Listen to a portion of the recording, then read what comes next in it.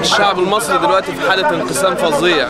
الأسرة ذات نفسها، الأسرة الواحدة دلوقتي وصل فيها إن في حالة انقسام، في حالة تنافر، في حالة استقطاب، في حالة وصلت بعض الأحيان لحالة تخوين.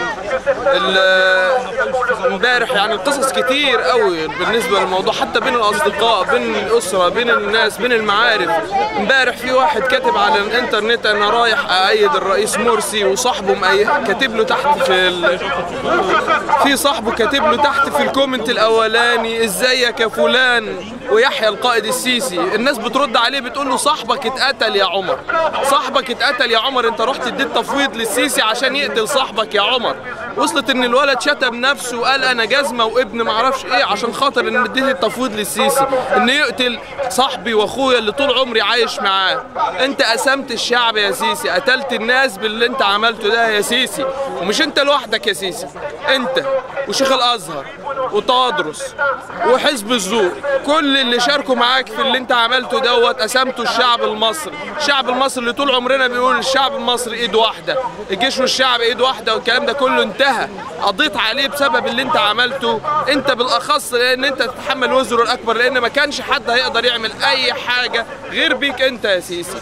دلوقتي الشعب المصري الاخ بيتصل على اخوه فرحان انه ادى تفويض ليك عشان خاطر تقضي على العنف والارهاب. مش عارف عنف وارهاب ايه اللي انت بتتكلم فيه دوت، لكن اللي انت قضيت عليه العنف والارهاب بيتصل اخ عشان يقول لاخوه انا اديت تفويض للقائد السيسي عشان يقضي على العنف والارهاب، بيتصل بيقول له الدكتور بتاع المستشفى الميداني اخوك مات، اخوك مات.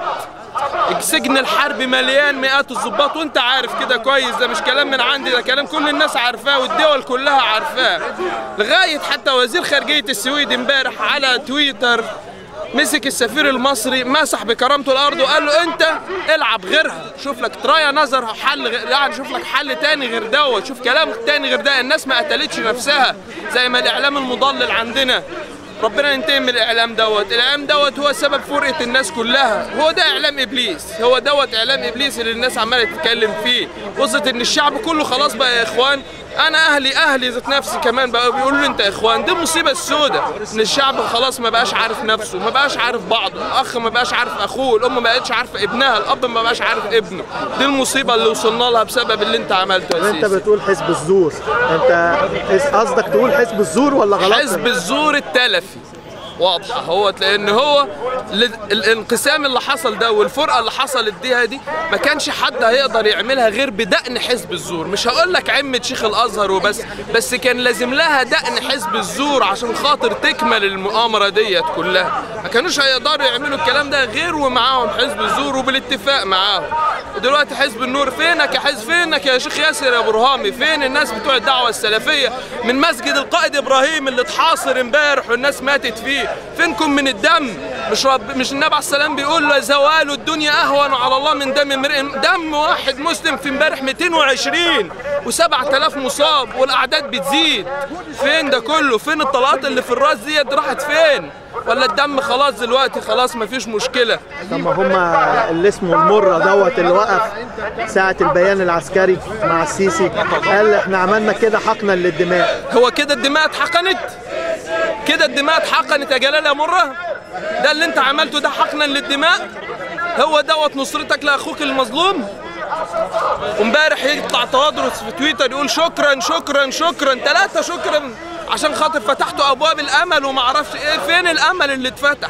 فين الامل اللي اتفتح؟ حسبنا الله ونعم الوكيل، حسبنا الله ونعم الوكيل. امل ايه اللي انتوا فتحتوه؟ انتوا قسمتوا الشعب، دمرتوا الناس.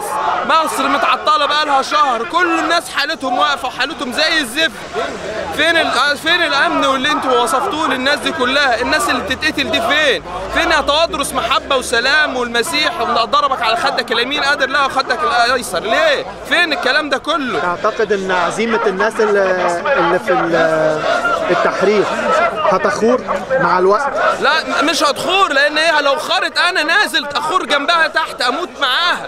شجره الحريه بتتروي بالدم، والشعوب ما بتتعلمش بالكلام المعسول، الشعوب بتتعلم بالدم وبالاشلاء. هو ده الحل، ده اللي بيحصل. لازم الناس دي تفوق عشان ترجع تاني لجدة الصواب بتاعتها، جدة الصواب بتاعتها حريتها وكرامتها. اختار الرئيس اللي انت عايزه، انا حر، انت حر، اختار اللي انت عايزه، لكن ما تجيش تجبرني بطريقه معينه بالدبابه تدوس عليا وتدوس على كرامتي وتدوس على كرامه الشعب. احنا خلاص الانقلابات العسكريه خلصت في كل الدنيا.